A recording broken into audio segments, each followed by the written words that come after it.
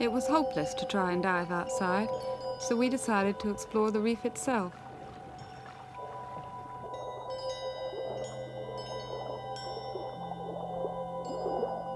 Very few sections of this reef have ever been explored, and though we felt disappointed in not being able to dive outside, we were excited about what we might find here. This reef is typical of the Caribbean. Brain coral, staghorn, rose coral are a few of the hundreds of corals that seem to thrive here. One thing we noted was diseased coral. This brain coral is being eaten by a black band of bacteria, which destroys the tissues. This has been reported in Bermuda, 2,000 miles away, but as far as we know, no sightings in the Caribbean have been publicized. I swam over this before realizing what it was. Hidden under perhaps 200 years of coral growth was an old ship's cannon. It could be Spanish or English, and we marked its location for the future.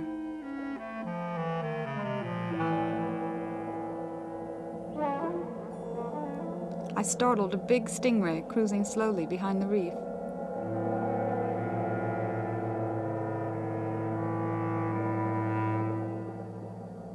As I swam closer, I could only think of the barb nestled in his tail. It would be about the same size as the one from the Mayan grave. I don't know how the Mayans caught these huge fish. They probably harpooned them.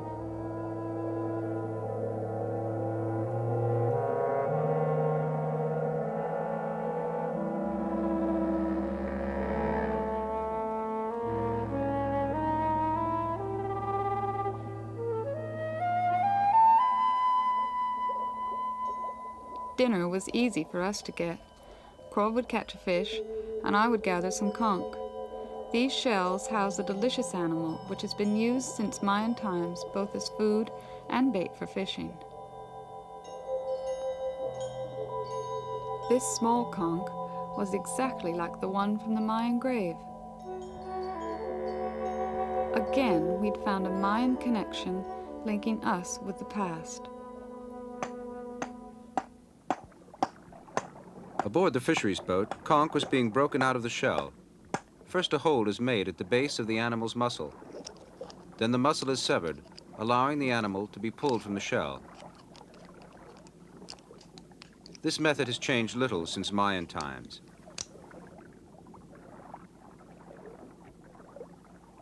The brown semicircular bit is the animal's foot and means of locomotion. The black stalks its eyes.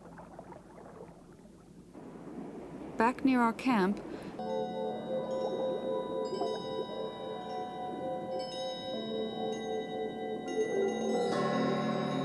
we were in luck, for there were the snapper. Perhaps the fishermen who told us to wait a month were right.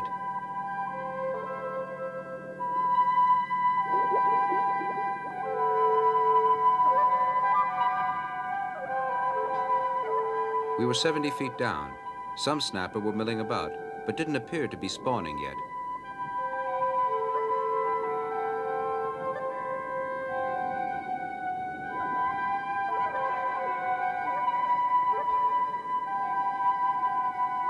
Our plan was to try and find more snapper on the narrow shelf between the reef and the drop-off.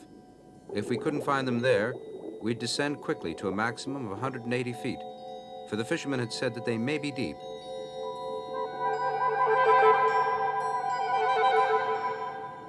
A school of jacks mingled with the snapper.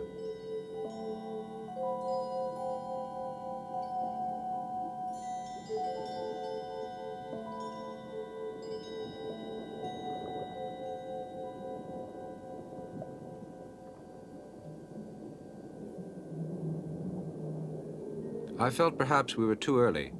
The snapper were here, but not in the vast numbers that we'd been told about, and always, tantalizingly, almost out of sight.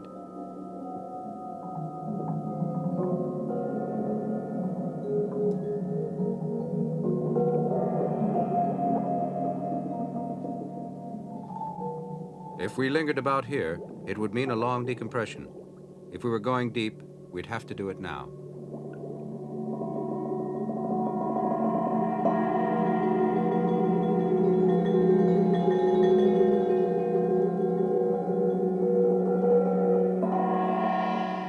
This drop-off is the edge of the continent.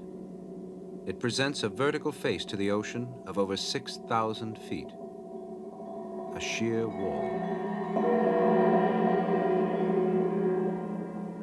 It gives me an odd feeling, even a bit scary, no matter how many times I dive a wall. We were just over the edge, 110 feet down, but there was still no fish.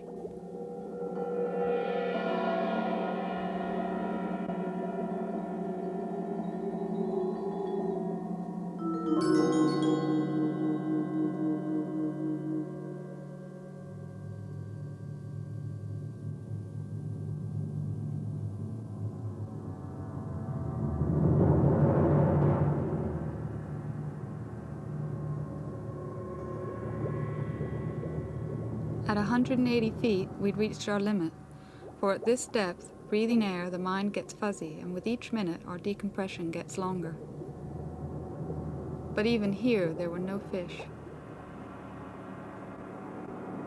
We'd failed again, and I wondered as we surfaced slowly if the constant wind had upset the delicate mechanisms which signal the time to spawn. Our decompression was for only 10 minutes at 10 feet.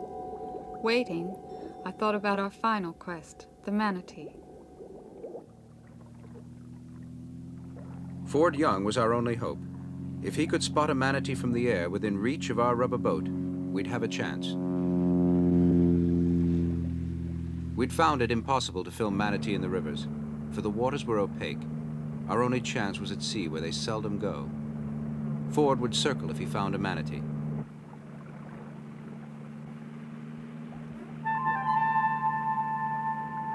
He was circling. It seemed he'd found one. He kept circling to mark the spot while we rushed in. It looked like a big male.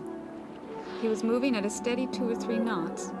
He hadn't seen or heard us, and every few seconds he'd surface to breathe.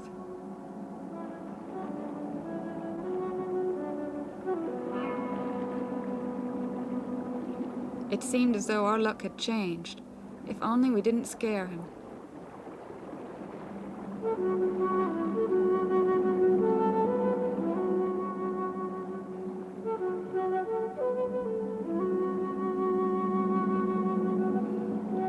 We drifted slowly in and lowered our anchor. He seemed to be almost stopped, waiting for us. The water was fairly clear, and I knew if I could just get close enough, I'd be able to do what no one has done before: film a manatee in the sea.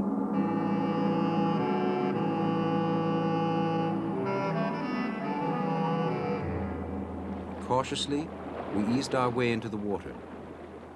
If he sensed us now, he'd be gone, and we'd lose him, perhaps for good.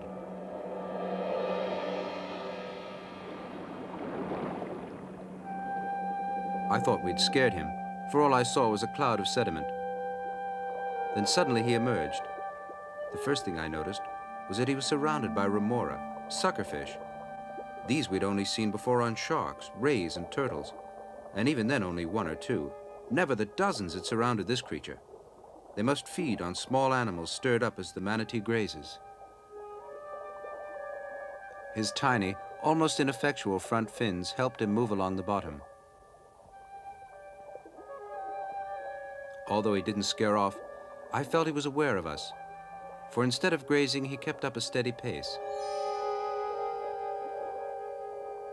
We had only just managed to catch him each time he came up to breathe.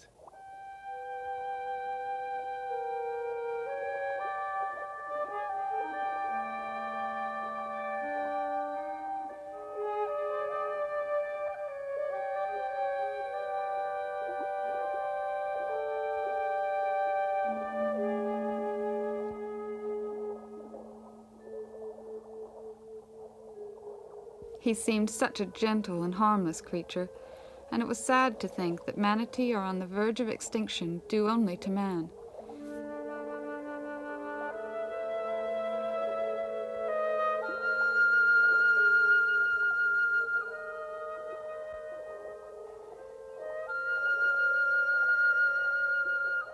He looked so pathetic. His stubby little front fins appeared so useless compared to the whales and dolphins. Not the comparison is really valid, for one of his closest relatives is the elephant, a fact I personally find difficult to imagine.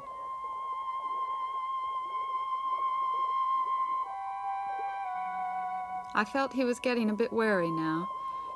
Perhaps the noise of Krove's camera was confusing him.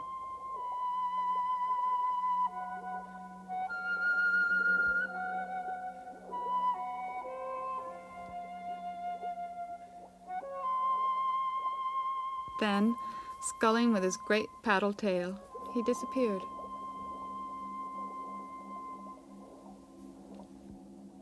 At last, our luck had changed.